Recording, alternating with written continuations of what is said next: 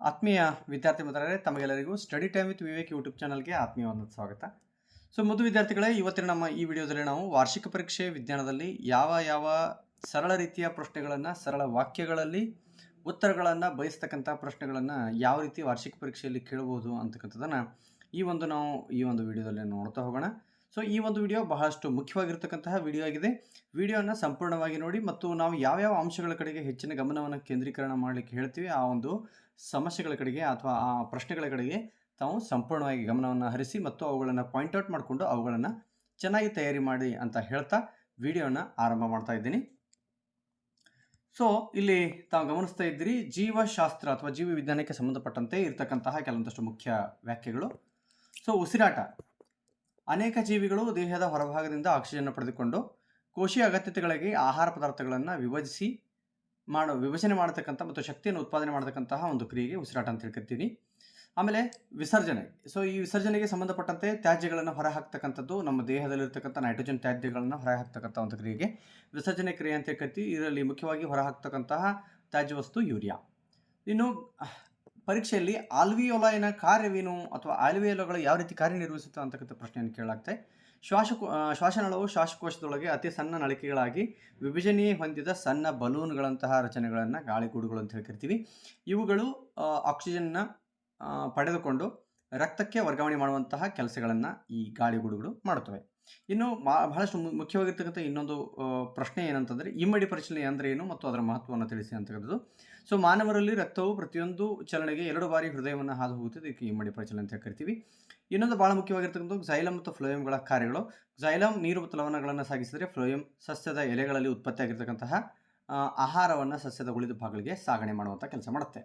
ಇನ್ನು ಬಹಳ ಮುಖ್ಯವಾಗಿರ್ತಕ್ಕಂಥ ಇನ್ನೊಂದು ಅಂಶ ಯಾವುದು ಅಂತಂದರೆ ಬಾಷ್ಪ ವಿಸರ್ಜನೆ. ಬಾಷ್ಪ ವಿಸರ್ಜನೆ ಗಾಳಿಗೆ ತೆರೆದ ಸಸ್ಯದ ಭಾಗಗಳಿಂದ ಆವಿಯ ರೂಪದಲ್ಲಿ ನೀರು ನಷ್ಟವಾಗ್ತಕ್ಕಂಥ ಕ್ರಿಯೆಯನ್ನು ಬಾಷ್ಪ ವಿಸರ್ಜನೆ ಅಂತ ಕರಿತೀವಿ. ಇನ್ನು ನೆಫ್ರಾನ್ ಮೂತ್ರಪಿಂಡಗಳ ರಚನಾತ್ಮಕ ಮತ್ತು ಕಾರ್ಯನಿರ್ವಾಹಕ ಘಟಕವಾಗಿದೆ. ಇನ್ನು ಅದೇ ರೀತಿಯಾಗಿ ಜೀರ್ಣಕ್ರಿಯೆಯಲ್ಲಿ ಬಳಕೆ ಆಗ್ತಕ್ಕಂತಹ ಕೆಲವೊಂದಷ್ಟು ಮುಖ್ಯವಾಗಿರ್ತಕ್ಕಂತಹ ಏನು ಕಿಣ್ವಗಳಿವೆ, ಆ ಕಿಣ್ವಗಳ ಬಗ್ಗೆ ಈಗ ನಾವು ನೋಡ್ತಾ ಹೋಗೋಣ. ಆ ಕಿಣ್ವಗಳನ್ನು ಈಗ ನೋಡೋಣ. ಇಲ್ಲಿ ಎಮಲ್ಸೀಕರಣ. ಹೌದಾ? ಎಮಲ್ಸೀಕರಣ ಅಂತಕ್ಕಂಥದ್ದು ಇದು ಪಿತ್ತರಸದಿಂದ ಆಗ್ತಕ್ಕಂತಹ ಕ್ರಿಯೆಯಾಗಿದೆ. ಸಂಪೂರ್ಣ ಸಂಕೀರ್ಣವಾದ ಕೊಬ್ಬಿನ ಕಣಗಳನ್ನು ಸರಳ ಕಣಗಳಾಗಿ ಪರಿವರ್ತನೆ ಮಾಡುತ್ತೆ. ಇನ್ನು ಪೆಪ್ಸಿನ್ ಅಂತಕ್ಕಂಥದ್ದು ಪ್ರೋಟೀನನ್ನು ಅಮೈನೋ ಆಮ್ಲವಾಗಿ ಪರಿವರ್ತನೆ ಮಾಡುತ್ತೆ. ಲೈಪೇಸ್ ಅಂತಕ್ಕಂಥದ್ದು ಕೊಬ್ಬಿನ ಕಣಗಳನ್ನು ಕೊಬ್ಬಿನ ಆಮ್ಲವಾಗಿ ಪರಿವರ್ತನೆ ಮಾಡುತ್ತದೆ. ಅಮೈಲೇಸ್ ಅಂತಕ್ಕಂಥದ್ದು ಪಿಷ್ಟವನ್ನು ಸಕ್ಕರೆಯಾಗಿ ಪರಿವರ್ತಿಸುತ್ತದೆ. ಇನ್ನು ವಿಲ್ಲೈಗಳು ಅಂತಕ್ಕಂಥವಿವೆ. ಇವು ಸಣ್ಣ ಕರಳಲ್ಲಿ ಕಂಡುಬರುತ್ತವೆ. ಇವು ಜೀರ್ಣವಾಗಿರ್ತಕ್ಕಂಥ ಆಹಾರ ಪದಾರ್ಥಗಳನ್ನು ಹೀರಿಕೊಂಡು ರಕ್ತಕ್ಕೆ ವರ್ಗಾವಣೆ ಮಾಡುವಂತಹ ಕೆಲ ಕಾರ್ಯಗಳನ್ನು ಇವು ಮಾಡ್ತವೆ. ಇನ್ನು ಪರಾವರ್ತಿತ ಕ್ರಿಯೆ ಬಹಳಷ್ಟು ಮುಖ್ಯವಾಗಿರ್ತಕ್ಕಂಥ ಕ್ರಿಯೆಯಾಗಿದೆ. ಪರಾವರ್ತಿತ ಕ್ರಿಯೆ, ಪರಾವರ್ತಿತ ಚಾಪದ ಬಗ್ಗೆ ಕ್ವಶನ್ಸ್ಗಳನ್ನು ಕೇಳುವಂಥ ಸಾಧ್ಯತೆ ಇರುತ್ತೆ. ಹಾಗಾದರೆ ಪರಾವರ್ತಿತ ಕ್ರಿಯೆ ಅಂತಂದರೆ ಪರಿಸರದ ಪ್ರಚೋದನೆಗೆ ಹಠಾತ್ತಾಗಿ ಉಂಟಾಗುವಂತಹ ಪ್ರತಿಕ್ರಿಯೆ ಇದಾಗಿದೆ. ಇದರ ಮುಖ್ಯ ಕೇಂದ್ರ ಯಾವುದಪ್ಪ ಅಂದರೆ ಮಿದುಳು ಬಳ್ಳಿ, ಬಹಳಷ್ಟು ಮುಖ್ಯವಾಗಿರ್ತಕ್ಕಂಥದ್ದು. ಇನ್ನು ಪರಾವರ್ತಿತ ಚಾಪ ಅಂತಕ್ಕಂಥದ್ರೆ ಪ್ರಚೋದನೆಗೆ ಉಂಟಾಗಿನಿಂದ ಪ್ರತಿಕ್ರಿಯೆ ಏರ್ಪಡುವವರೆಗಿನ ನರಾವೇಗದ ಸಂದೇಶವು ಹಾದು ಹೋಗುವ ಮಾರ್ಗವನ್ನು ನಾವು ಪರಾವರ್ತಿತ ಚಾಪ ಅಂತ ಹೇಳ್ತೀವಿ. ಚಿತ್ರಾಧಾರಿತ ಪ್ರಶ್ನೆಯಲ್ಲಿ ಬಹಳ ಮುಖ್ಯವಾಗಿ ಕೇಳ್ತಕ್ಕಂಥದ್ದು ಸಂಸರ್ಗ. ಒಂದು ನರಕೋಶದ ಎಕ್ಸಾಮ್ ತುದಿ ಮತ್ತೊಂದು ನರಕೋಶದ ಡೆಂಡ್ರೈಟ್ ತುದಿಗಳ ನಡುವಿನ ಅಂತರವನ್ನು ಅಥವಾ ಆ ಜಾಗವನ್ನು ನಾವು ಸಂಸರ್ಗ ಅಂತ ಹೇಳಿ ಕರಿತೀವಿ. ಇನ್ನೊಂದು ಬಹಳ ಮುಖ್ಯವಾಗಿರ್ತಕ್ಕಂಥ ಪ್ರಶ್ನೆ, ಅಡ್ರಿನಾಲಿನ್ ಹಾರ್ಮೋನ್, ತುರ್ತು ಪರಿಸ್ಥಿತಿಯ ಹಾರ್ಮೋನ್ ಅಂತ ಹೇಳಿ ಯಾಕೆ ಕರಿತೀವಿ ಅಂತ ಹೇಳಿ. ಭಯ, ಕೋಪ ಅಥವಾ ಯಾವುದೇ ಸಂವೇದನೆಗಳ ಒತ್ತಡ ಪರಿಸ್ಥಿತಿಗಳಲ್ಲಿ ಅಡ್ರಿನಾಲಿನ್ ಹೆಚ್ಚಿನ ಪ್ರಮಾಣದಲ್ಲಿ ಉತ್ಪತ್ತಿಯಾಗುತ್ತದೆ. ಇದರಿಂದ ಹೃದಯದ ಬಡಿತ, ಉಸಿರಾಟದ ವೇಗ ಮುಂತಾದ ನಾನಾ ಘಟನೆಗಳ ಹೊಂದಾಣಿಕೆಯನ್ನು ಏರ್ಪಡಿಸಿ ದೇಹದ ತುರ್ತು ಪರಿಸ್ಥಿತಿಯನ್ನು ಎದುರಿಸಲು ಸಜ್ಜಾಗುತ್ತದೆ. ಇದನ್ನು ನಾವು ಅಡ್ರಿನಾಲಿನ್ ಹಾರ್ಮೋನ್, ತುರ್ತು ಪರಿಸ್ಥಿತಿಯ ಹಾರ್ಮೋನ್ ಅಂತ ಹೇಳಿ ಕರಿತೀವಿ. ಇನ್ನು ಸಂತಾನೋತ್ಪತ್ತಿ ಪಾಠಕ್ಕೆ ಸಂಬಂಧಪಟ್ಟಂತೆ ತುಂಡರಿಕೆ. ಜೀವಿಗಳು ದೇಹದ ಸಣ್ಣ ಸಣ್ಣ ತುಂಡುಗಳಾಗಿ ಹೊಸ ಜೀವಿಗಳಾಗಿ ರೂಪುಗೊಳ್ಳುವಂತಹ ಕ್ರಿಯೆಗೆ ನಾವು ತುಂಡರಿಕೆ ಅಂತ ಹೇಳ್ತಿರ್ತೀವಿ. ಯುರೋಥ್ರಿಕ್ಸ್ ಮತ್ತು ಸ್ಪೈರೋಗೈರಾ ಇದಕ್ಕೆ ಉದಾಹರಣೆಗಳು. ಇನ್ನು ಸಂಪೂರ್ಣವಾಗಿ ವಿಭೇದೀಕರಿಸದ ಅನೇಕ ಜೀವಿಗಳು ತಮ್ಮ ದೇಹದ ಭಾಗಗಳಿಂದ ಹೊಸ ಜೀವಿಗಳನ್ನು ಉತ್ಪತ್ತಿ ಮಾಡುವಂಥ ಕ್ರಿಯೆಗೆ ನಾವು ಪುನರುತ್ಪಾದನೆ ಅಂತ ಹೇಳ್ತಿರ್ತೀವಿ. ಉದಾಹರಣೆ ಪ್ಲೆನರಿಯ. ಇನ್ನು ಮಗುವಿಕೆ ನಿರ್ದಿಷ್ಟ ಭಾಗದಲ್ಲಿ ಪುನರಾವರ್ತಿತ ಕೋಶ ವಿಭಜನೆಯಿಂದ ಒಂದು ಮಗು ಬಾಹ್ಯವಾಗಿ ಬೆಳೆಯುತ್ತದೆ. ಇದು ಹೊಸ ಜೀವಿಯಾಗಿ ತಾಯಿಯ ದೇಹದಿಂದ ಬೇರ್ಪಟ್ಟು ಹೊಸ ಜೀವಿಯಾಗಿ ಜೀವನ ನಡೆಸಲು ಪ್ರಾರಂಭಿಸಿದೆ. ಇದಕ್ಕೆ ಮಗುವಿ ಅಂತ ಕರಿತೀವಿ. ಈ ಮಗುವಿಕೆಗೆ ಉದಾಹರಣೆ ಹೈಡ್ರಾ. ಇನ್ನು ಬೀಜಕಗಳ ಉತ್ಪಾದನೆ. ಜೀವಿಗಳಲ್ಲಿ ಬೀಜಕಗಳ ಉತ್ಪಾದನೆಯಿಂದ ನಡೆಯುವ ಸಂತಾನೋತ್ಪತ್ತಿ ಕ್ರಿಯೆ ಇದು ರೈಜೋಪಸ್ಗಳಲ್ಲಿ ನಡೀತದೆ. ಇನ್ನೊಂದು ಬಹಳ ಮುಖ್ಯವಾಗಿ ಪರೀಕ್ಷೆಯಲ್ಲಿ 5 ಅಂಕಗಳಿಗೆ ಕೇಳುವಂತಹ ಕಾಯಜ ಸಂತಾನೋತ್ಪತ್ತಿಯ ಮಹತ್ವದ ಬಗ್ಗೆ ಪ್ರಶ್ನೆಯನ್ನು ಕೇಳಲಾಗುತ್ತೆ. ಸಸ್ಯದ ಬೇರು, ಕಾಂಡ ಮತ್ತು ಎಲೆಗಳಂತಹ ಭಾಗಗಳ ಹೊಸ ಸಸ್ಯಗಳಾಗಿ ಬೆಳೆಯುವಂತಹ ಕ್ರಿಯೆಯನ್ನು ಕಾಯಜ ಸಂತಾನೋತ್ಪತ್ತಿ ಕರಿತೀವಿ. ಉದಾಹರಣೆ ಬೇರು, ಇದರಿಂದ ಶುಂಠಿ ಮತ್ತು ಅರಿಶಿಣ ಬೆಳೆಯನ್ನು ಬೆಳಿಬೋದು. ಇನ್ನು ಕಾಂಡದಿಂದ ಗುಲಾಬಿ, ಕಬ್ಬು ಮತ್ತು ದಾಸವಾಳ. ಎಲೆಯಿಂದ ಬ್ರಯೋಫಿಲಮ್. ಸೊ ಈ ರೀತಿಯ ಸಂತಾನೋತ್ಪತ್ತಿ ಕಾಯಜ ಸಂತಾನೋತ್ಪತ್ತಿ ಕರಿತೀವಿ. ಸೊ ಇನ್ನೊಂದು ಭಾಳ ಮುಖ್ಯವಾಗಿರ್ತಕ್ಕಂಥ ಅಂಶ ಏನಂತಂದರೆ ಲೈಂಗಿಕ ಸಂಪರ್ಕದಿಂದ ಹರಡುವ ರೋಗಗಳು. ಅದರಲ್ಲಿಯೂ ಎಕ್ಸಾಮ್ದಲ್ಲಿ ಕೇಳುವಂಥ ಪ್ರಶ್ನೆ ಏನಂತಂದರೆ ವೈರಸ್ನಿಂದ ಹರಡ್ತಕ್ಕಂತಹ ಲೈಂಗಿಕ ಸಂಪರ್ಕ ರೋಗಗಳು ಮತ್ತು ಬ್ಯಾಕ್ಟೀರಿಯಿಂದ ಹರಡ್ತಕ್ಕಂಥ ರೋಗಗಳು ಯಾವುವು ಅಂತೇಳಿ. ಇನ್ನು ವೈರಸ್ನಿಂದ ಹರಡ್ತಕ್ಕಂಥ ರೋಗಗಳು ಯಾವುವು ಅಂತಂದರೆ ಏಡ್ಸ್ ಮತ್ತು ಪ್ರಜನಾಂಗಣದ ಮೇಲೆ ಗುಳ್ಳೆಗಳು, ಮತ್ತು ಬ್ಯಾಕ್ಟೀರಿಯಿಂದ ಹರಡ್ತಕ್ಕಂಥ ರೋಗಗಳು ಸಿಫಿಲಿಸ್ ಮತ್ತು ಗೋನೋರಿಯಾ. ವೆರಿ ವೆರಿ ಇಂಪಾರ್ಟೆಂಟ್ ಆಗಿರ್ತಕ್ಕಂಥವು. ಇನ್ನು ಗರ್ಭಧಾರಣೆಯನ್ನು ತಡೆಯುವಂತಹ ವಿಧಾನಗಳು ಗರ್ಭನಿರೋಧಕ ಮಾತ್ರೆಗಳನ್ನು ಸೇವಿಸುವುದು, ಕಾಂಡಮ್ನ ಧರಿಸುವುದು, ಯೋನಿಗಳಲ್ಲಿ ಚಿನ್ನವನ್ನು ಅಳವಡಿಸುವುದು, ಶಸ್ತ್ರಚಿಕಿತ್ಸೆಯನ್ನು ಮಾಡಿಸುವುದು, ಪುರುಷರಿಗೆ ವ್ಯಾಸೆಕ್ಟೊಮಿ ಮತ್ತು ಸ್ತ್ರೀಯರಿಗೆ ಟ್ಯೂಬಕ್ಟೊಮಿ ಅಂತಕ್ಕಂಥದ್ದು. ಇನ್ನು ಮುಂದಿನ ಒಂದು ಅಂಶ ಏಕತಳೀಕರಣ ಅಂತಕ್ಕಂಥದ್ದು. ನೋಡಿರಿ, ನಾನು ಯಾವ್ಯಾವ ಹೇಳ್ತೀನಿ ಅವಷ್ಟುಗಳನ್ನು ಚೆನ್ನಾಗಿ ತಯಾರಿ ಮಾಡಿರಿ. ಸೊ ಏಕತಳೀಕರಣ ಇದಕ್ಕೆ ಸಂಬಂಧಪಟ್ಟಂತೆ ಎಕ್ಸಾಮ್ನಲ್ಲಿ ಕೇಳುವಂಥ ಪ್ರಶ್ನೆ ಏನು ಅಂತಂದರೆ ಏಕತಳೀಕರಣ ಅಂದರೆ ಏನು, ಅದಕ್ಕೆ ಚಕ್ಕರ್ ಬೋರ್ಡ್ ಬರೆದು ಅದನ್ನು ವಿವರಿಸಿ ಅಂತಕ್ಕಂಥದ್ದು.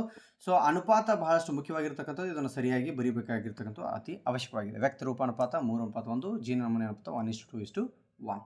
ಇನ್ನು ದ್ವಿತಳೀಕರಣಕ್ಕೆ ಸಂಬಂಧಪಟ್ಟಂತೆ ವ್ಯಕ್ತ ರೂಪಾನುಪಾತ 9:3:1. ಇದು ಸಹ ಭಾಳಷ್ಟು ಮುಖ್ಯವಾಗಿರ್ತಕ್ಕಂಥದ್ದು. ಅವೆರಡರ ವ್ಯಾಖ್ಯೆಗಳನ್ನು ತಾವು ಮಾಡಬೇಕು.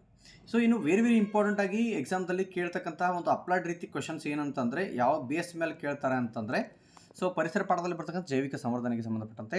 ಸೊ ವಿಷವಸ್ತುವಿನ ಪ್ರಮಾಣ ಒಂದು ಪ್ರಶ್ನೋತ್ತರದಿಂದ ಇನ್ನೊಂದು ಪ್ರಶ್ನೋತ್ತರಕ್ಕೆ ಹೋದಂತೆ ಹೆಚ್ಚಾಗುತ್ತೆ, ಇದಕ್ಕೆ ಜೈವಿಕ ಸಂವರ್ಧನೆ ಅಂತ ಹೇಳಿ ಕರಿತೀವಿ. ಸೊ ಈ ಒಂದು ಅಂಶ ಬಹಳಷ್ಟು ಮುಖ್ಯವಾಗಿರ್ತಕ್ಕಂಥ. ಇನ್ನು ರಸಾಯನಶಾಸ್ತ್ರಕ್ಕೆ ಸಂಬಂಧಪಟ್ಟಂತೆ ವಾರ್ಷಿಕ ಪರೀಕ್ಷೆಯಲ್ಲಿ ಕೇಳಬಹುದಾಗಿರ್ತಕ್ಕಂತಹ ಪ್ರಶ್ನೆಗಳನ್ನು ನೋಡ್ತಾ ಹೋಗೋಣ. ಸೊ ಪ್ರಕ್ಷೇಪಣ ಕ್ರಿಯೆ ಅಂತಕ್ಕಂಥದ್ದು ಬಹಳಷ್ಟು ಮುಖ್ಯವಾಗಿರ್ತಕ್ಕಂಥದ್ದು. ಜಲ ವಿಲೀನಗೊಳ್ಳದ ಪ್ರಕ್ಷೇಪಗಳನ್ನು ನಾವು ಪ್ರಕ್ಷೇಪಣ ಕ್ರಿಯೆ ಅಂತೇಳಿ ಕರಿತೀವಿ. ಸೊ ಇಲ್ಲಿ ರೆಡಾಕ್ಸ್ ಕ್ರಿಯೆ ಅಂತಕ್ಕಂಥದ್ದು ಬಹಳಷ್ಟು ಮುಖ್ಯವಾಗಿರ್ತಕ್ಕಂಥದ್ದು. ಒಂದೇ ಕ್ರಿಯೆಯಲ್ಲಿ ಉತ್ಕರ್ಷಣ ಮತ್ತು ಅಪಕರ್ಷಣ ಎರಡೂ ನಡೀತಂತಂದರೆ ಅದಕ್ಕೆ ರೆಡಾಕ್ಸ್ ಕ್ರಿಯೆ ಅಂತ ಹೇಳ್ಕರಿತೀವಿ. CuO + H2 gives Cu + H2O. So ಇದಕ್ಕೆ ಸಂಬಂಧಪಟ್ಟಂತೆ ಉತ್ಕರ್ಷಣಗೊಂಡ ಮತ್ತು ಅಪಕರ್ಷಣಗೊಂಡ ಇವು ಏನು ಪ್ರತಿವರ್ತಕಗಳು ಯಾವುವು ಅಂತಕ್ಕಂಥ ಕೇಳುವಂಥ ಪ್ರಶ್ನೆ ಬಹಳಷ್ಟು ಮುಖ್ಯವಾಗಿದೆ. ಇನ್ನು ಸೂಚಕಗಳಿಗೆ ಸಂಬಂಧಪಟ್ಟಂತೆ ವಸ್ತುವಿನ ಆಮ್ಲೀಯ ಮತ್ತು ಪ್ರತ್ಯಾಮ್ಲೀಯಗಳನ್ನು ಪತ್ತೆ ಹಚ್ಚಲಿಕ್ಕೆ ಲಿಟ್ಮಸ್ ಕಾಗದದ ಬಳಕೆಯನ್ನು ಕೇಳುವಂಥ ಸಾಧ್ಯತೆ ಇರುತ್ತೆ. ಇದನ್ನು ಸಹ ತಾವು ಗಮನಿಸಬೇಕು. ಇನ್ನು ಭಾಳಷ್ಟು ಮುಖ್ಯವಾಗಿ ಕೇಳ್ತಕ್ಕಂಥ ಇನ್ನೊಂದು ಪ್ರಶ್ನೆ ತಟಸ್ಥೀಕರಣ ಕ್ರಿಯೆ. ಆಮ್ಲ ಮತ್ತು ಪ್ರತ್ಯಾಮ್ಲಗಳು ವರ್ತಿಸಿ ನೀರು ಮತ್ತು ಲವಣವನ್ನು ಉಂಟು ಮಾಡ್ತೀವಿ, ಇದಕ್ಕೆ ತಟಸ್ಥೀಕರಣ ಕ್ರಿಯೆ ಅಂತ ಹೇಳ್ತೀವಿ. ವೆರಿ ವೆರಿ ಇಂಪಾರ್ಟೆಂಟ್ ಆಗಿರ್ತಕ್ಕಂಥದ್ದು. ಇನ್ನು ತನ್ಯತೆ ಮತ್ತು ಕುಟ್ಟತೆ ಗುಣಗಳು ಮಿಶ್ರಲೋಹ. ಮಿಶ್ರಲೋಹಗಳು ಬಹಳಷ್ಟು ಮುಖ್ಯವಾಗಿರ್ತಕ್ಕಂತಹ ಒಂದು ಪ್ರಶ್ನೆ ಆಗಿದೆ. ಮಿಶ್ರಲೋಹದ ಬೇರೆ ಬೇರೆ ಮಿಶ್ರಲೋಹಗಳಿವೆ. ಹಿತ್ತಾಳೆ, ಆಮೇಲೆ ಕಂಚು, ಆಮೇಲೆ ಬೆಸುಗೆ ಲೋಹ, ಸೊ ಆಮೇಲೆ ಕಲೆರಹಿತ ಉಕ್ಕು. ಸೊ ಇವುಗಳ ಘಟಕಗಳು, ಮಿಶ್ರಲೋಹಗಳನ್ನು ತಯಾರು ಮಾಡಲಿಕ್ಕೆ ಏನು ಘಟಕಗಳನ್ನು ಬಳಸ್ತೀವಿ ಆ ಘಟಕಗಳ ಹೆಸರುಗಳನ್ನು ಕೇಳುವಂಥದ್ದು ಮತ್ತು ಬಹುಆಯ್ಕೆ ಪ್ರಶ್ನೆಯಲ್ಲಿ ಕೇಳುವಂಥ ಸಾಧ್ಯತೆ ಇರುತ್ತೆ. ಸೊ ಆದ್ದರಿಂದ ಅದನ್ನು ತಪ್ಪದೇ ತಯಾರಿ ಮಾಡಿ ಅಂತ ಹೇಳ್ತಾ, ಸೊ ಅಮಲ್ಗಮ್ ಪಾದರಸಿರುವ ಒಂದು ಮಿಶ್ರಲೋಹ. ಮೊನ್ನೆ ಎಕ್ಸಾಮ್ನಲ್ಲಿ ಒಂದು ರಾಜ್ಯಮಟ್ಟದ ಪೂರ್ವ ಸಿದ್ಧತಾ ಪರೀಕ್ಷೆಯಲ್ಲಿ ಕೇಳಿರ್ತಕ್ಕಂಥ ಪ್ರಶ್ನೆ ಇದಾಗಿದೆ. ಸೊ ಅಮಲ್ಗಮ್ ಅಂತಕ್ಕಂಥದ್ದು ಏನಪ್ಪ ಅಂತಂದರೆ ಪಾದರಸ ಇರ್ತಕ್ಕಂಥ ಒಂದು ಮಿಶ್ರಲೋಹ. ಇನ್ನು ಉಭಯವರ್ತಿ oxide very very very important ಆಗಿರ್ತಕ್ಕಂಥದ್ದು. ಎಕ್ಸಾಮ್ನಲ್ಲಿ ನಾಳೆ 100% ಆಗಿ ಇದು ಬಂದೇ ಬರುತ್ತೆ. ಸೊ ಆಮ್ಲ ಮತ್ತು ಪ್ರತ್ಯಾಮ್ಲಗಳ ಎರಡರ ಜೊತೆಗೆ ವರ್ತಿಸಿದಾಗ ಲವಣ ಮತ್ತು ನೀರನ್ನು ಉತ್ಪತ್ತಿ ಮಾಡ್ತಕ್ಕಂತಹ ಲೋಹದ ಆಕ್ಸೈಡ್ಗಳಿಗೆ ಉಭಯವರ್ತಿ ಅಥವಾ ಉಭಯಧರ್ಮಿ ಆಕ್ಸೈಡ್ ಅಂತ ಕರಿತೀವಿ. ಉದಾಹರಣೆ Al2O3 ಅಲ್ಯೂಮಿನಿಯಂ ಆಕ್ಸೈಡ್ ಅಂತ ಹೇಳಿ ಕರಿತೀವಿ. ಇನ್ನು ಕೆಟನೀಕರಣ ಅಂತಕ್ಕಂಥದ್ದು ಸಹ ಬಹಳಷ್ಟು ಮುಖ್ಯವಾಗಿರ್ತಕ್ಕಂಥದ್ದು. ಕಾರ್ಬನ್ ಮತ್ತು ಅದರ ಸಂಯುಕ್ತಗಳ ಪಾಠದಲ್ಲಿ ಬರ್ತಕ್ಕಂಥ ಕಾರ್ಬನ್ ಇತರ ಪರಮಾಣುಗಳೊಂದಿಗೆ ಬಂಧವನ್ನು ಏರ್ಪಡಿಸಿಕೊಂಡು ಬೃಹತ್ ಅಣುಗಳನ್ನು ಉಂಟು ಮಾಡ್ತಕ್ಕಂತಹ ಒಂದು ಕ್ರಿಯೆಯನ್ನು ಕೆಟನೀಕರಣ ಅಂತ ಕರಿತೀವಿ. ಸೊ ಇನ್ನು ಅಪ್ಲೈಡ್ ರೀತಿ ಕ್ವಶನ್ಸ್ ಕೇಳುವಂಥ ಸಾಧ್ಯತೆ ಇರುತ್ತೆ. ಅದು ಯಾವುದಪ್ಪ ಅಂತಂದರೆ ಅನುರೂಪ ಶ್ರೇಣಿಗಳ ಮೇಲೆ ಅಪ್ಲೈಡ್ ಕ್ವಶನ್ ಕೇಳುವ ಸಾಧ್ಯತೆ ಇರುತ್ತೆ. ಇನ್ನು ರಚನಾ ಸಮಾಂಗಿಗಳಿಗೆ ಸಂಬಂಧಪಟ್ಟಂತೆ 100% ಆಗಿ 2 ಮಾರ್ಕ್ಸಿಗೆ ಒಂದು ಕ್ವಶನ್ ಬಂದೇ ಬರುತ್ತೆ. ರಚನಾ ಸಮಾಂಗಿ ಅಂದರೆ ಏನು ಮತ್ತು ಬ್ಯೂಟೇನ್ನ ರಚನಾ ಸಮಾಂಗಿಗಳನ್ನು ಬರೆಯಿರಿ ಅನ್ನುವಂಥದ್ದು. ಇನ್ನು ಅನುರೂಪ ಶ್ರೇಣಿಗಳಿಗೆ ಸಂಬಂಧಪಟ್ಟಂತೆ ಕಾರ್ಬನ್ ಸರಪಳಿಯಲ್ಲಿ ಹೈಡ್ರೋಜನನ್ನು ಸ್ಥಾನಪಲ್ಲಟಗೊಳಿಸುವ ಕ್ರಿಯಾಗುಂಪು ಸಂಯುಕ್ತಗಳ ಸರಣಿಯನ್ನು ಅನುರೂಪ ಶ್ರೇಣಿ ಅಂತ ಹೇಳಿ ಕರಿತೀವಿ. ಪ್ರತಿಯೊಂದು ಸದಸ್ಯರ ನಡುವಿನ ವ್ಯತ್ಯಾಸ CH2 ಆಗಿರ್ತದೆ. ವೆರಿ ವೆರಿ ಇಂಪಾರ್ಟೆಂಟ್ ಆಗಿರ್ತಕ್ಕಂಥದ್ದು. ಸೊ ಇದನ್ನು ತಪ್ಪದೆ ತಯಾರಿ ಮಾಡಿಕೊಳ್ಳಿ. ಸೊ ಇನ್ನು ಮುಂದಿನದಾಗಿ ಆದೇಶನ ಕ್ರಿಯೆ. ಸೊ ಬಹಳಷ್ಟು ಇಂಪಾರ್ಟೆಂಟ್ ಆಗಿರ್ತಕ್ಕಂಥದ್ದು. ಮೀಥೇನ್ ಮತ್ತು ಕ್ಲೋರಿನ್ ಮಿಶ್ರಣವನ್ನು ನಿರಾಳಾತೀತ ಕಿರಣಗಳು ಒಡ್ಡಿದಾಗ ಮೀಥೇನ್ನಲ್ಲಿರ್ತಕ್ಕಂಥ ಒಂದು ಹೈಡ್ರೋಜನ್ ಕ್ಲೋರಿನ್ ಪರಮಾಣುಗಳಿಂದ ಸ್ಥಾನಪಲ್ಲಟಗೊಳ್ಳುವಂತಹ ಕ್ರಿಯೆಗೆ ನಾವು ಆದೇಶನ ಕ್ರಿಯೆ ಅಂತ ಹೇಳಿ ಕರಿತೀವಿ. ಸೊ ಇನ್ನು ಕ್ರಿಯಾ ಗುಂಪುಗಳಿಗೆ ಸಂಬಂಧಪಟ್ಟಂತೆ ಹೈಡ್ರೋಜನ್ಗಳ ಗುಣಗಳಿಗೆ ಕಾರಣ ಆಗ್ತಕ್ಕಂತಹ ವಿಶಿಷ್ಟ ಗುಣಗಳಿಗೆ ಕಾರಣ ಆಗ್ತಕ್ಕಂಥ ಭಿನ್ನ ಜಾತಿಯ ಪರಮಾಣು ಮತ್ತು ಪರಮಾಣುಗಳ ಗುಂಪುಗಳನ್ನು ನಾವು ಕ್ರಿಯಾ ಗುಂಪುಗಳು ಅಂತ ಹೇಳಿ ಕರಿತೀವಿ. ಇದಕ್ಕೆ ಸಂಬಂಧಪಟ್ಟಂತೆ ಎಕ್ಸಾಮ್ನಲ್ಲಿ ಸೊ ಆ ಕ್ರಿಯಾ ಗುಂಪುಗಳ ಹೆಸರುಗಳನ್ನು ಮತ್ತು ಅವುಗಳ ಸೂತ್ರಗಳನ್ನು ತಾವು ತಪ್ಪದೆ ನೆನಪಲ್ಲಿ ಇಟ್ಟುಕೊಳ್ಬೇಕಾಗಿರ್ತಕ್ಕಂಥದ್ದು ಅತಿ ಅವಶ್ಯಕವಾಗಿದೆ. ಇನ್ನು ಮುಂದುವರಿದಂತೆ ಎಸ್ಟರೀಕರಣ ಕ್ರಿಯೆ ವೆರಿ ವೆರಿ ಇಂಪಾರ್ಟೆಂಟ್ ಆಗಿರ್ತಕ್ಕಂಥ. ಎಕ್ಸಾಮ್ದಲ್ಲಿ ಬಹಳಷ್ಟು ಮುಖ್ಯವಾಗಿ ಕೇಳ್ತಕ್ಕಂಥ ಒಂದು ಪ್ರಶ್ನೆ ಎಸ್ಟರೀಕರಣ ಅನ್ನುವಂಥದ್ದು. ಆಮ್ಲ ಮತ್ತು ಆಲ್ಕೋಹಾಲ್ ನಡುವಿನ ವರ್ತನೆಯಿಂದ ಎಸ್ಟರ್ಗಳು ಉಂಟಾಗುವಂಥ ಕ್ರಿಯೆಗೆ ನಾವು ಎಸ್ಟರೀಕರಣ ಅಂತ ಹೇಳ್ತೀವಿ. ದಿಸ್ ಇದೇನು ಸಮೀಕರಣ ಇದೆ, so equation is very important ಅಂತ ಹೇಳ್ತೀವಿ ಕರಿತೀವಿ. ಸೊ ಅದನ್ನು ನೀವು ತಯಾರಿ ಮಾಡ್ಕೋಬೇಕು. ಸೊ ಇನ್ನು ಭೌತ ವಿಜ್ಞಾನದಲ್ಲಿ ಬರುವಂತಹ ಸೊ ಕೆಲವೊಂದಷ್ಟು ಪ್ರಶ್ನೆಗಳನ್ನು ನೋಡೋಣ. ಸೊ ಭೌತಶಾಸ್ತ್ರದಲ್ಲಿ ಬೆಳಕು ಪ್ರತಿಫಲನ ವಕ್ರೀಭವನ ಪಾಠಕ್ಕೆ ಸಂಬಂಧಪಟ್ಟಂತೆ ಆಲ್ರೆಡಿ ನಾವು ಕೆಲವೊಂದಷ್ಟು ನಮ್ಮ ವಿಡಿಯೋಗಳಲ್ಲಿ ಹೇಳಿದ್ವಿ. ಈ ಬೆಳಕು ಪ್ರತಿಫಲನ ವಕ್ರೀಭವನ ಪಾಠದಲ್ಲಿ ಬರತಕ್ಕಂಥ ಕೆಲವೊಂದಷ್ಟು ಮುಖ್ಯವಾದ ಪದಗಳೇನಿವೆ ಆ ಪದಗಳನ್ನು ತಪ್ಪದೆ ತಯಾರಿ ಮಾಡಿ ಅಂತ ಹೇಳಿ. ಸೊ ಆಯಾ ಪದಗಳು ಯಾವಪ್ಪ ಅಂತಂದ್ರೆ ವಕ್ರತಾ ಕೇಂದ್ರ. ಮೊದಲೇ ಅವರು ಪರೀಕ್ಷೆ ಏನು ಮಾಡ್ತಾರೆ ಅಂತಂದರೆ ಉತ್ತರವನ್ನು ನೀಡಿ ಒಂದೇ ಶಬ್ದದಲ್ಲಿ ಈ ವಕ್ರತಾ ಕೇಂದ್ರ ಅನ್ನುವಂಥ ಉತ್ತರ ಬರುವಂತೆ ಬಹು ಆಯ್ಕೆ ಪ್ರಶ್ನೆಯಲ್ಲಿ ಪ್ರಶ್ನೆಯನ್ನು ಕೇಳುವಂಥ ಸಾಧ್ಯತೆ ಇರುತ್ತೆ. ಸೊ ವಕ್ರತಾ ಕೇಂದ್ರ ಮತ್ತು ಸಂಗಮ ದೂರ, ವಕ್ರತಾ ತ್ರಿಜ್ಯ, ಹೌದಾ. ಸೊ ಈ ಎಲ್ಲ ರೀತಿಯ ಪದಗಳು ಬಹಳಷ್ಟು ಮುಖ್ಯವಾಗಿರ್ತವೆ, ತಪ್ಪದೆ ತಯಾರಿ ಮಾಡ್ಕೊಳ್ಳಿ. ಇನ್ನು ಡಯಾಪ್ಟರ್ ಅಂತಕ್ಕಂಥದ್ದು ಮಸೂರದ ಸಾಮರ್ಥ್ಯವನ್ನು ಡಯಾಪ್ಟರ್ನಲ್ಲಿ ಅಳೆಯುತ್ತಾರೆ, ಅಥವಾ ಏಕಮಾನ ಅಂತ ಹೇಳಿ ಹೇಳ್ಬೋದು. ಇನ್ನು ಕಣ್ಣಿನ ಹೊಂದಾಣಿಕೆ ಸಾಮರ್ಥ್ಯ ಇತ್ತಲ್ಲ, ವೆರಿ ವೆರಿ ಇಂಪಾರ್ಟೆಂಟ್, 1 ಮಾರ್ಕ್ಸಿಗೆ ಕೇಳ್ತಾರೆ ಇದನ್ನ ಎಕ್ಸಾಮ್ದಲ್ಲಿ. ಕಣ್ಣಿನ ಮಸೂರದ ಸಂಗಮ ದೂರವನ್ನು ಹೊಂದಾಣಿಕೆ ಮಾಡುವಂಥ ಸಾಮರ್ಥ್ಯಕ್ಕೆ ಕಣ್ಣಿನ ಮಸೂರದ ಸಾಮರ್ಥ್ಯ ಅಂತ ಹೇಳಿ ಕರಿತೀವಿ. ಬೆಳಕಿನ ರೋಹಿತ ಅನ್ನುವಂಥದ್ದು ಬಹಳಷ್ಟು ಇಂಪಾರ್ಟೆಂಟು, 1 ಮಾರ್ಕ್ಸ್ ಇದನ್ನು ಕೇಳ್ತಾರೆ. ಬೆಳಕಿನ ಕಿರಣದ ವರ್ಣಮಯ ಘಟಕಗಳ ಪಟ್ಟಿಯನ್ನು ಬೆಳಕಿನ ರೋಹಿತ ಅಂತ ಹೇಳ್ತೀವಿ. ಇನ್ನು ಟಿಂಡಾಲ್ ಪರಿಣಾಮ ಅಂತಕ್ಕಂಥದ್ದು ಸಹ ಭಾಳ ಸಾರಿ ಕೇಳಿರ್ತಕ್ಕಂಥ ಪ್ರಶ್ನೆ, 1 ಮಾರ್ಕ್ಸಿಗೆ. ಕಲ್ಲಿನ ಪದಾರ್ಥಗಳಿಂದ ಬೆಳಕಿನ ಚದುರುವಿಕೆಯ ವಿದ್ಯಮಾನವನ್ನು ಟಿಂಡಾಲ್ ಪರಿಣಾಮ ಅಂತ ಹೇಳ್ತಿರ್ತೀವಿ. ಇನ್ನು ವಿಭವಾಂತರ, ammeter, voltmeter, solenoid. So solenoid is very very important.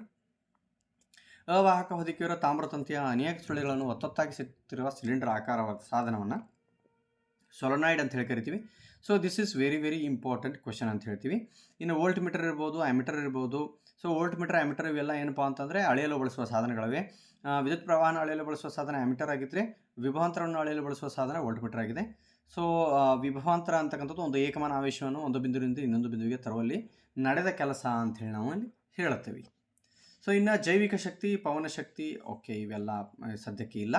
So ಇಷ್ಟು ಇವೇನಿವೆ ಬಹಳಷ್ಟು ಮುಖ್ಯವಾಗಿರ್ತಕ್ಕಂತಹ ನಮ್ಮ ವಿಜ್ಞಾನ ವಾರ್ಷಿಕ ಪರೀಕ್ಷೆಯಲ್ಲಿ ಕೇಳಬಹುದಾಗಿರ್ತಕ್ಕಂತಹ 1 ಅಂಕದ ಪ್ರಶ್ನೆಗಳಾಗಿವೆ.